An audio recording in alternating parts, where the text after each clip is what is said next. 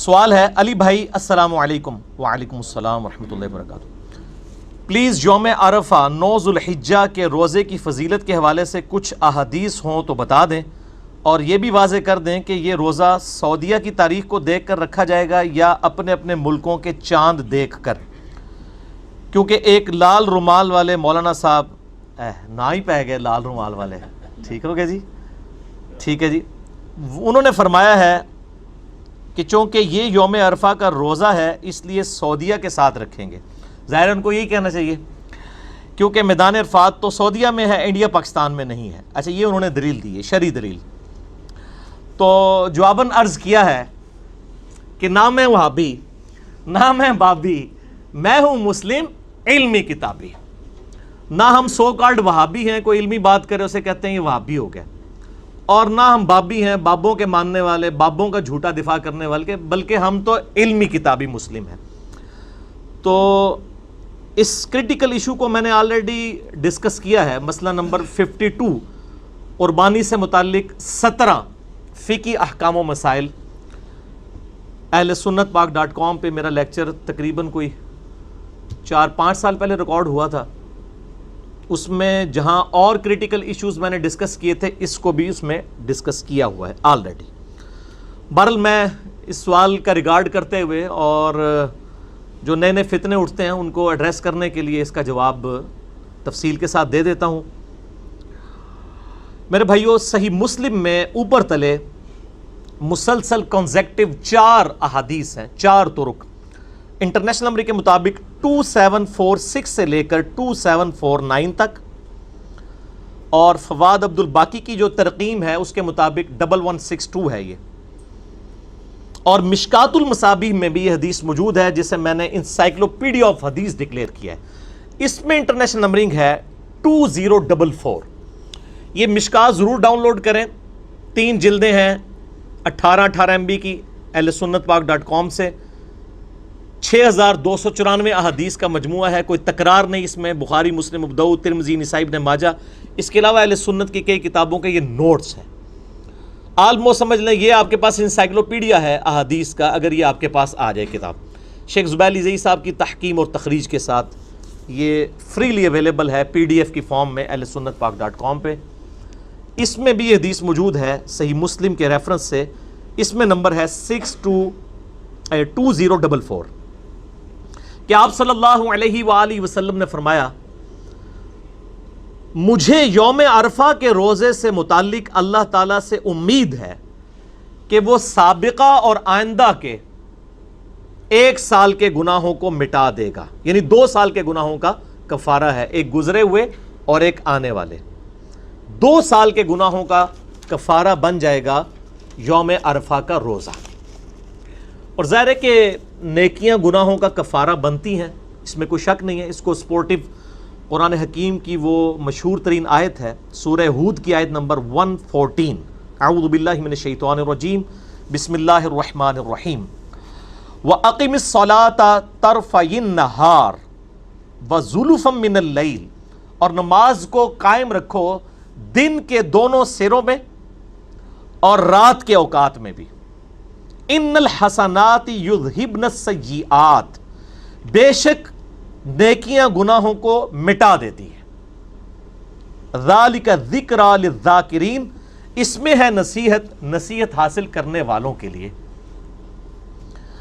لیکن یہ یاد رکھیے گا کہ نیکیوں سے صرف صغیرہ چھوٹے گناہ معاف ہوتے ہیں،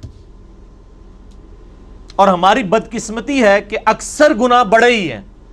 جھوٹ، چغلی، گالی، زنا، شراب نوشی، ماں باپ کی نافرمانی، قتل.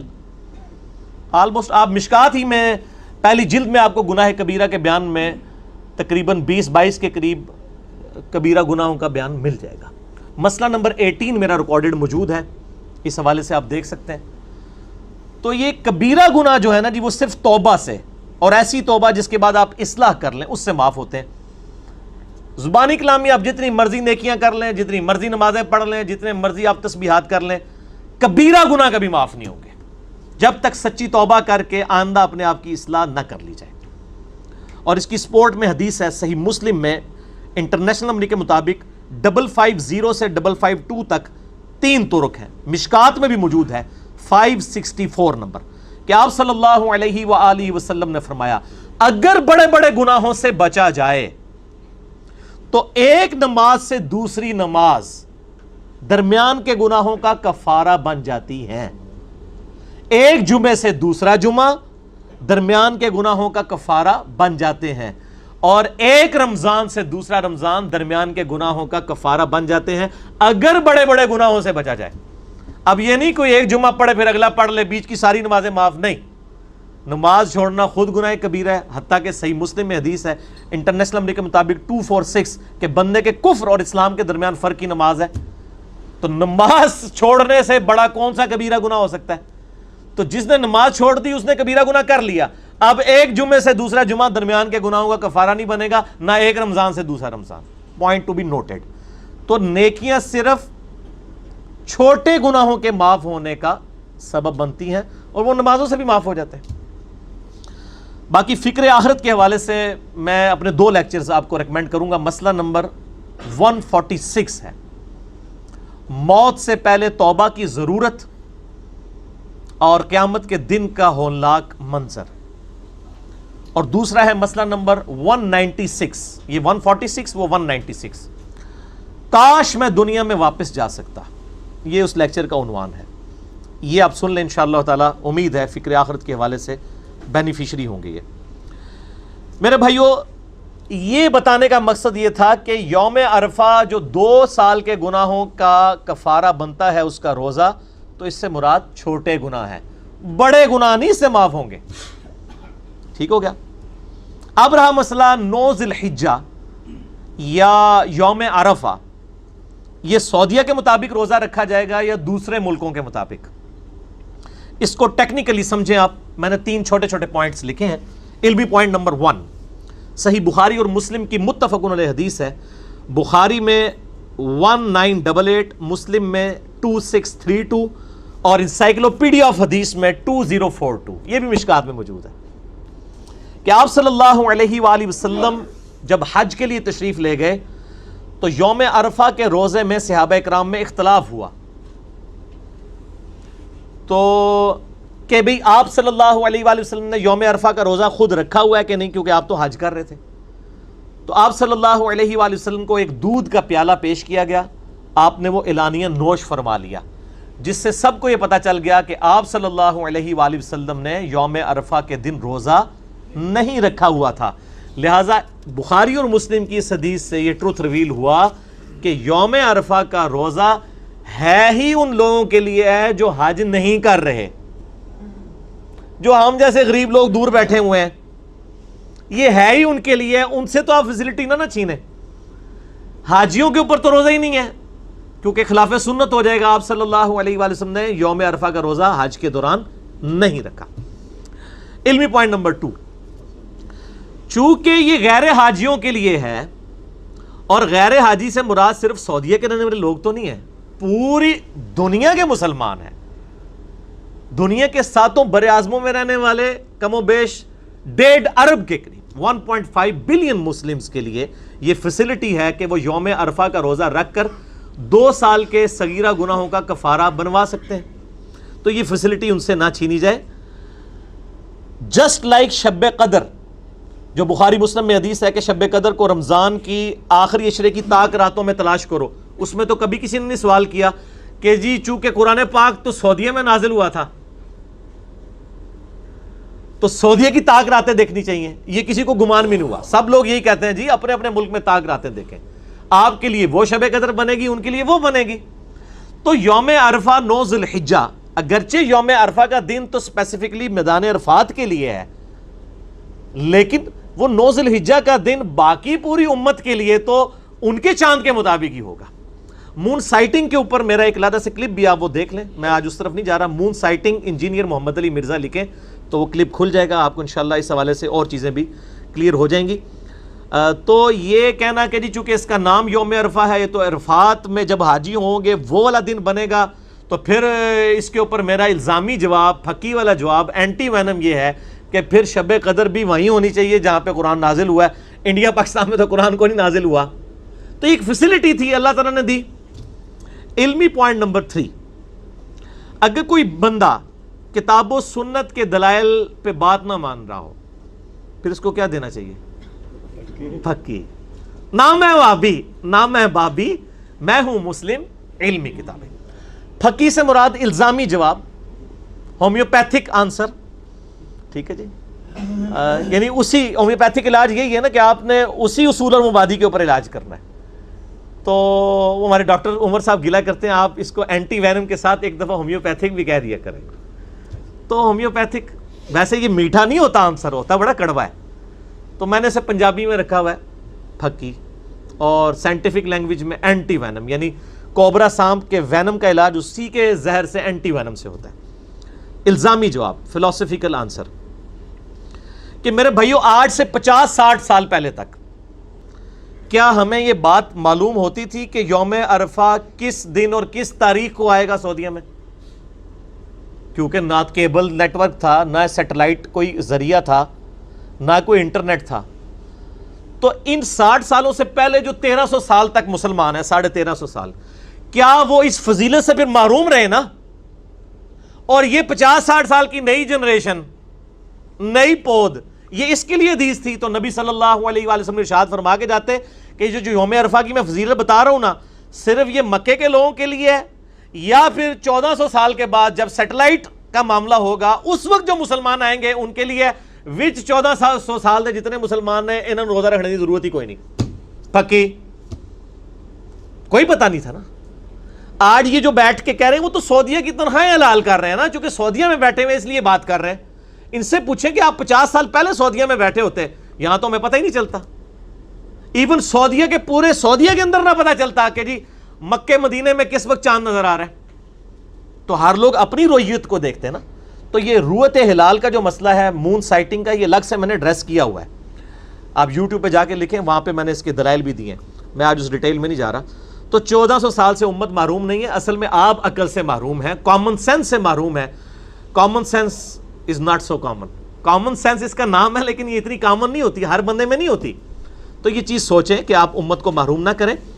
اور یہ لال رومال والے جو بھائی صاحب ہیں، ان کے جو یہاں پہ بڑے بزرگ ہیں نا، وہ تو مانتے تھے. شیخ زبیر لزئی رحمہ اللہ تعالی المتوفا 1435 ہجری بمطابق 9 نومبر 2013، مجھے خود انہوں نے ایک دفعہ فون کیا. مجھے کہتے ہیں علی بھائی یہ جو عاشورہ کا روزہ ہے پاکستان کے مطابق رکھنا چاہیے یا سعودیہ کے مطابق، اور یوم عرفہ کا؟ تو میں نے کہا شیخ صاحب یہ تو مطلب جینون بات ہے. یہ میں نے دلائل ان کے سامنے رکھے کہ یہ ان کے تحت تو مطلب پاکستان کے مطابق ہی رکھنا چاہیے. تو مجھے کہنے لگے یار یہ اہل حدیث بیوقوف ہیں، پتہ نہیں یہ کیوں اس طرح کی باتیں کرتے ہیں. پھر دیوبندی ان کو کہتے ہیں ان میں فقہ کی کمی ہے، تو واقعی صحیح کہتے ہیں، پھر ان کے اندر سمجھ بوجھ کی کمی ہے. تو میرا بھی خیال یہی ہے کہ پاکستان کے مطابق رکھنا چاہیے. اور یوم عرفہ پہ تو انہوں نے مقالات میں یا جو فتاوی علمیہ اس کے اندر فتویٰ بھی لکھ دیا ہوا ہے کہ آپ پاکستان کے مطابق جو ہے وہ عاشورہ کا 10 محرم کا روزہ رکھیں گے. اور اس وقت جو بہت بڑے ایک عالم دین ہیں عبدالستار حماد صاحب اہل حدیث کے، ٹھیک ہے، یعنی ٹاپ آف دا لسٹ، یعنی آپ سمجھیں مفتیوں میں سے ہیں وہ. انہوں نے بھی باقاعدہ فتویٰ یہ لکھا ہے کہ جو شخص جہاں پہ رہ رہا ہے اس کی چاند کی رویت کا اعتبار ہوگا. یعنی پاکستان والے پاکستان کے مطابق 9 ذوالحجہ کو روزہ رکھیں گے. آپ اس کا نام چاہے یوم عرفہ رکھ لیں، وہ نام سے کوئی فرق نہیں پڑتا کہ یوم عرفہ آ گیا تو اب وہ عرفات کے مطابق ہوگا، وہ اصل میں 9 ذوالحجہ ہے. ٹھیک ہے. اور انڈیا والے انڈیا کے مطابق، یورپ والے اس کے مطابق. اب یورپ اور امریکہ میں رولا بن جاتا ہے چاند کا، وہاں پہ چاند چونکہ نظر نہیں آتا، پھر وہ اجتہاد کر لیں، جو ان کو قریب ترین علاقہ لگتا ہے وہ اس کو فالو کر لیں. ویسے عموماً یہی ہے کہ یورپ میں اور امریکہ میں جو پاکستانی ہے نا بریلوی، وہ پاکستان کو فالو کر رہے ہوتے ہیں، اور پاکستان کے دیوبندی اور اہل حدیث جو ہے سعودیہ کو فالو کر رہے ہوتے ہیں. اور دونوں بغیر دلیل کے ہی کر رہے ہوتے ہیں، وہ ضد میں ہی کر رہے ہوتے ہیں. اور یہ یعنی ان کا کوئی اجتہاد اس طرح نہیں ہوتا کہ کوئی علمی ہوتا ہے، وہ انہوں نے ایک ضد بنائی ہوئی ہے اپنی ایک تفریح کرنے کے لیے.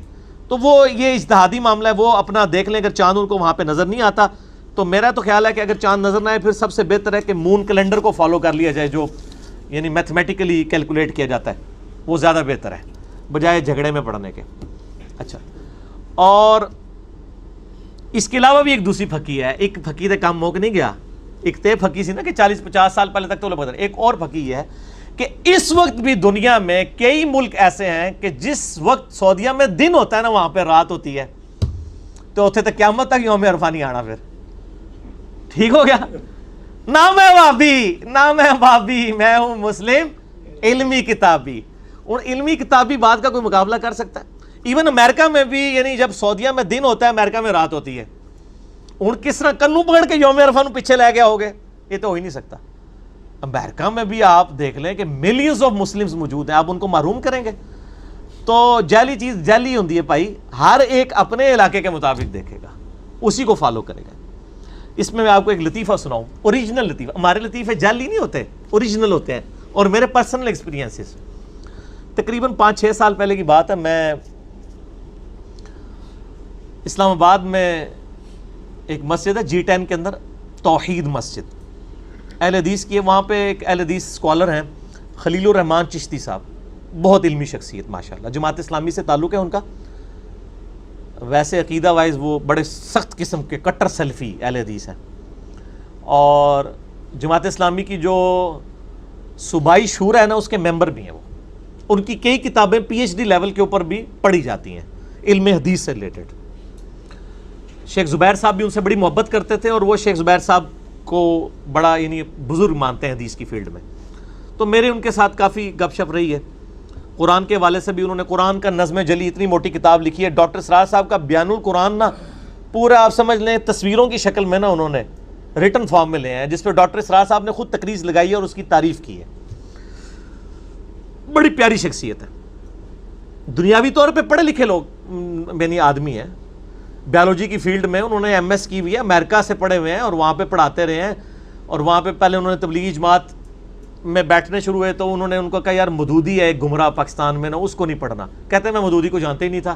تو میں نے اپنے دوست کو اس زمانے میں کتنے $1000 بھجوائے کہ مودودی صاحب کی ساری کتابیں مجھے بھجواؤ. تو کہتے ہیں میں نے ساری پڑھی تو مجھے پھر دین کی سمجھ آئی، پھر میں دین کی طرف لگ گیا.